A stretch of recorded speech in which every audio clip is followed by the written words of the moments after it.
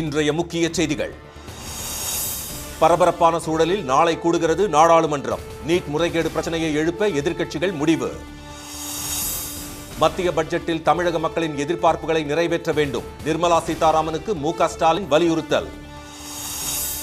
கர்நாடக அணைகளில் இருந்து காவிரியில் 85,000 கன அடி தண்ணீர் திறப்பு.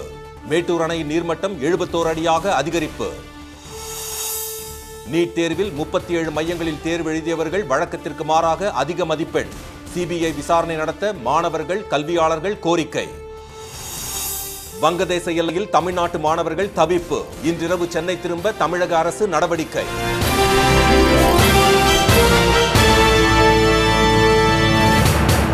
வணக்கம். பல்வேறு அரசியல் பரபரப்புகளுக்கிடையே நாடாளுமன்ற பட்ஜெட் கூட்டத்தொடர் நாளை தொடங்குகிறது. அடுத்த மாதம் 12ஆம் தேதி வரை நடைபெறவுள்ள இந்த கூட்டத்தொடரில் 2024-2025 நிதியாண்டிற்கான மத்திய பட்ஜெட் நாளை மறுநாள் தாக்கல் செய்யப்பட உள்ளது. இந்த கூட்டத்தொடரில் காஃபி மற்றும் ரப்பர் உற்பத்திக்கான ஊக்குவிப்பு மற்றும் மேம்பாட்டு வளர்ச்சி மசோதா, பேரிடர் மேலாண்மை திருத்த மசோதா உள்ளிட்ட 6 மசோதாக்களை நிறைவேற்ற மத்திய அரசு திட்டமிட்டுள்ளது. இதனிடையே கூட்டத்தொடரை சுமூகமாக நடத்துவது குறித்த அனைத்து கட்சி ஆலோசனைக் கூட்டம் இன்று நடைபெற்றது. இதில் மத்திய அமைச்சர்கள் திரு ராஜ்நாத் சிங், திருமதி நிர்மலா சீதாராமன், திரு ஜே.பி. நட்டா உள்ளிட்டோர் பங்கேற்றனர். காங்கிரஸ் சார்பில் அக்கட்சியின் தலைவர் திரு மல்லிகார்ஜுன கார்கே, திரு கொடிக்குன்னில் சுரேஷ், திமுக சார்பில் மக்களவை திமுக குழு தலைவர் திரு டி.ஆர். பாலு மற்றும் மாநிலங்களவை திமுக குழு தலைவர் திருச்சி திரு சிவா, விசிக தலைவர் திரு தொல் திருமாவளவன், மதிமுக சார்பில் திரு துரை வைகோ உள்ளிட்டோர் பங்கேற்றனர். அப்போது பட்ஜெட் கூட்டத்தொடரில் தமிழகத்திற்கு வழங்க வேண்டிய வெள்ள நிவாரண நிதி, சென்னை மெட்ரோ திட்ட நிலுவைத் தொகை ஆகியவற்றை மத்திய அரசு வழங்க வேண்டும் என்று திமுக சார்பில் எடுத்துரைக்கப்பட்டது. நீட் முறைகேடு, காவிரி நீர் பங்கீடு தொடர்பாக விவாதிக்க வேண்டும் என்றும் வலியுறுத்தப்பட்டதாக மக்களவை குழு தலைவர் திரு டி.ஆர். பாலு தெரிவித்தார். நீட் தேர்வு பற்றி பாராளுமன்றத்திலே உடனடியாக அந்த பிரச்சனை பேசுவதற்கு அனுமதிக்க வேண்டும் என்று திராவிட முன்னேற்ற கழகத்தின் சார்பில் சொல்லியிருக்கிறோம். மக்களவை துணை சபாநாயகர் பதவியை எதிர்க்கட்சிகளுக்கு வழங்க வேண்டும் என்று காங்கிரஸ் சார்பில் வலியுறுத்தப்பட்டது. மத்திய நிதி அமைச்சர் திருமதி நிர்மலா சீதாராமன் 7வது முறையாக பட்ஜெட் தாக்கல் செய்வதன் மூலம் சுதந்திர இந்தியாவில் அதிக முறை பட்ஜெட் தாக்கல் செய்தவர் என்ற பெருமையை பெற உள்ளார். மத்திய பட்ஜெட்டில் தமிழக மக்களின் எதிர்பார்ப்புகளை நிறைவேற்ற வேண்டும் என்று முதலமைச்சர் திரு மு.க. ஸ்டாலின் வலியுறுத்தியுள்ளார். நாடாளுமன்றத்தில் நாளை மறுநாள் மத்திய பட்ஜெட்டை நிதியமைச்சர் திருமதி நிர்மலா சீதாராமன் தாக்கல் செய்ய உள்ளார். இந்நிலையில் தமிழ்நாட்டிற்கான திட்டங்கள் குறித்த அறிவிப்புகளை இதில் வெளியிட வேண்டும் என்று தனது எக்ஸ் வலைதள பதிவில் முதலமைச்சர் திரு ஸ்டாலின் குறிப்பிட்டுள்ளார். கடந்த 3 ஆண்டுகளாக விடுவிக்கப்படாமல் இருக்கும் சென்னை மெட்ரோ ரயில் திட்டத்திற்கான நிதியை இந்த பட்ஜெட்டில் ஒதுக்க வேண்டும் என்றும், கோவை, மதுரை ஆகிய நகரங்களில் புதிதாக மெட்ரோ ரயில் திட்டங்களை செயல்படுத்த ஒப்புதல் வழங்க வேண்டும் என்றும் கேட்டுக் கொண்டுள்ளார். தமிழ்நாட்டில் ஏற்கனவே அறிவிக்கப்பட்டுள்ள புதிய ரயில்வே திட்டங்களை விரைந்து செயல்படுத்த போதிய நிதி ஒதுக்க வேண்டும் என்றும், தாம்பரம் செங்கல்பட்டு இடையே மேம்பால விரைவு சாலை திட்டத்திற்கு ஒப்புதல் அளிக்க வேண்டும் என்றும் தமிழக முதலமைச்சர் வலியுறுத்தியுள்ளார். அத்துடன் வருமான வரி சுமை குறைக்கப்பட வேண்டும் என்ற நடுத்தர குடும்பங்களின் 10 ஆண்டு கால விருப்பத்தை நிறைவேற்ற வேண்டும் என்று அவர் கோரிக்கை விடுத்துள்ளார். கிராமப்புற, நகர்ப்புற வீட்டு வசதி திட்டங்களின் கீழ் கட்டப்படும் வீடுகளுக்கான செலவு வரம்பை உயர்த்த வேண்டும் என்றும் முதலமைச்சர் திரு ஸ்டாலின் மத்திய அரசை வலியுறுத்தியுள்ளார். கர்நாடக அணைகளில் இருந்து காவிரி ஆற்றில் திறக்கப்பட்டுள்ள தண்ணீரின் அளவு வினாடிக்கு 85,000 கன அடியாக அதிகரித்திருப்பதை அடுத்து கரையோர மக்களுக்கு வெள்ள அபாய எச்சரிக்கை விடுக்கப்பட்டுள்ளது. 125 அடி உயரமுள்ள KRS அணையில் தற்போது 117 அடியை தாண்டியதால் பாதுகாப்பு கருதி வினாடிக்கு 50,000 கன அடி தண்ணீர் வெளியேற்றப்படுகிறது.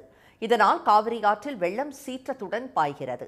கபினி அணையில் இருந்து வினாடிக்கு 35,000 கன அடியாக குறைக்கப்பட்டுள்ள போதிலும் காவிரி ஆற்றில் வெளியேற்றப்படும் நீரின் அளவு வினாடிக்கு 85,000 கன அடியாக அதிகரித்துள்ளது. இதனால் ஹொக்னிக்கலில் பாறைகளை மூழ்கடித்தபடி தண்ணீர் ஆர்ப்பரித்து செல்கிறது.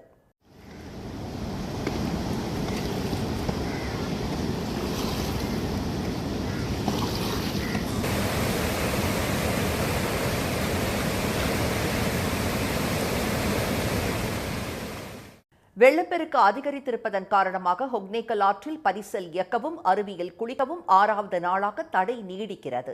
காவிரி ஆற்றின் வெள்ளப்பெருக்கால் ராசி மணல், ஆலம்பாடி பகுதிகளில் இருந்து தண்ணீரில் அடித்துச் செல்லப்பட்ட முதலைகள் ஹொக்னேக்கலில் பாறையில் இருந்ததை கண்டு மக்கள் அதிர்ச்சி அடைந்தனர்.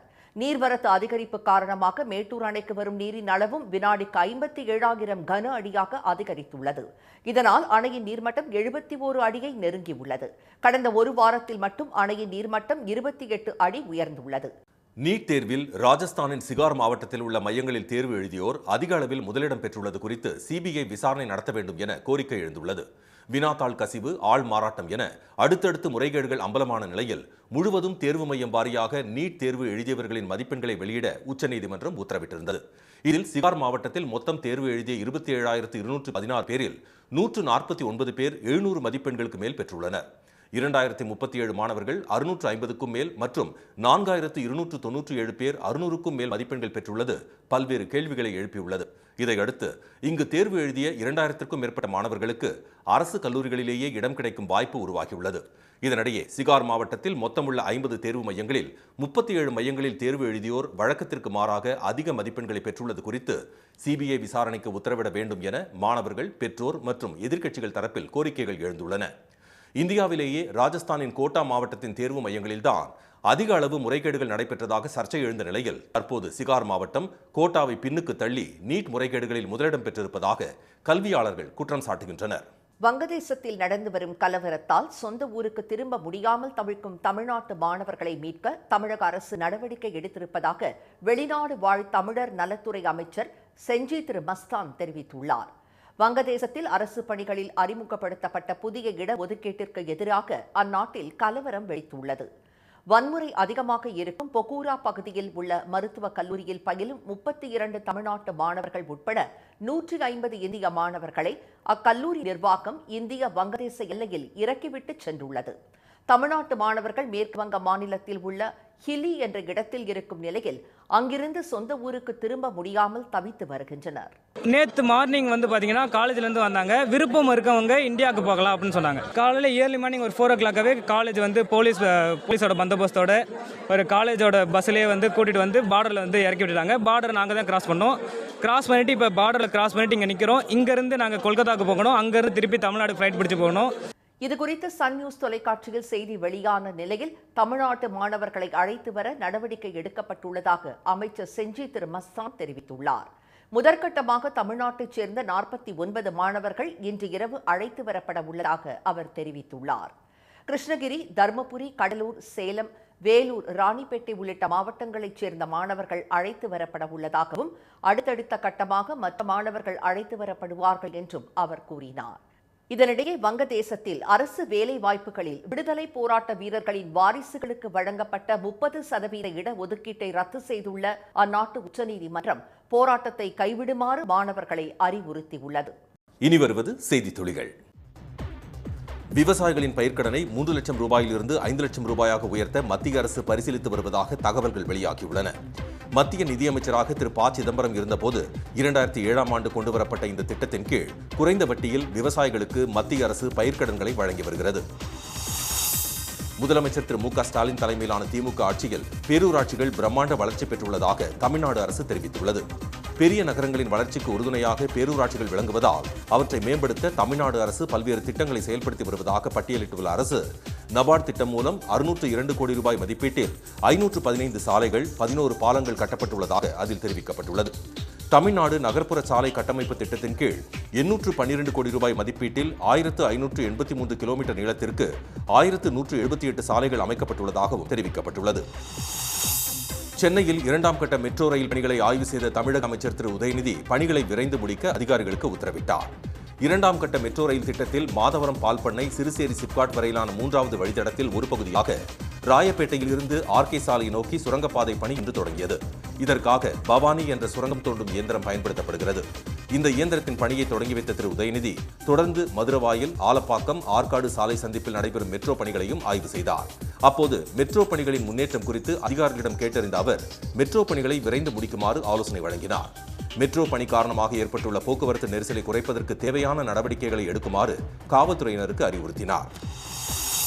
கர்நாடகாவில் உள்ள தகவல் தொழில்நுட்ப நிறுவனங்கள் ஊழியர்களின் பணி நேரத்தை 14 மணி நேரமாக நீட்டிக்க கோரி மாநில அரசிடம் கோரிக்கை வைத்துள்ளதாக தகவல் வெளியாகியுள்ள நிலையில் ஐடி ஊழியர்கள் இதற்கு கடும் எதிர்ப்பு தெரிவித்துள்ளனர். மனிதாபிமானமற்ற செயல் இது என கண்டனம் தெரிவித்துள்ள ஐடி ஊழியர் சங்கங்கள் கூடுதல் பணி நேரங்களால் ஏற்படும் உடல்நல பிரச்சனைகள் மற்றும் பணி நீக்கம் குறித்தும் கவலை தெரிவித்துள்ளன.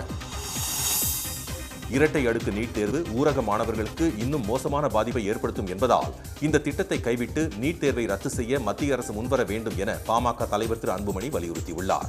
இரட்டை அடுக்கு நீட் தேர்வை நடத்தும் முடிவு ஒரு பிழையை மறைப்பதற்காக இன்னொரு பெரும் பிழையை செய்வதற்கு ஒப்பானதாகும் என்று தெரிவித்துள்ள அவர், மருத்துவக் கல்வியின் தரத்தை அதிகரிக்கவும் மருத்துவக் கல்வி வணிகமயமாவதை தடுக்கவும் கொண்டுவரப்பட்ட நீட் அறிமுகம் செய்யப்பட்டு 8 ஆண்டுகள் ஆகியும் இந்த இரு நோக்கங்களையும் நிறைவேற்றவில்லை என்று அவர் கூறியுள்ளார்.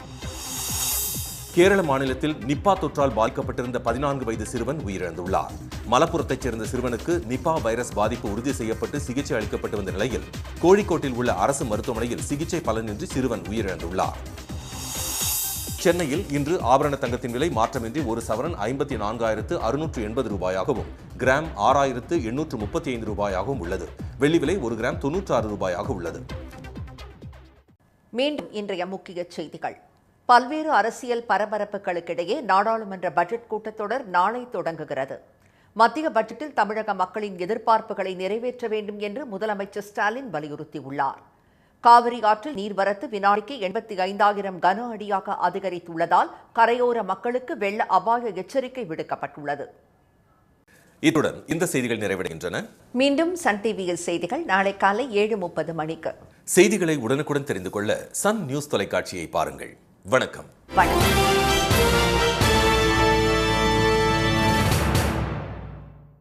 உடனுக்குடன் செய்திகளை தெரிந்து கொள்ள சன் நியூஸ் பெல் ஐகானை கிளிக் பண்ணுங்க.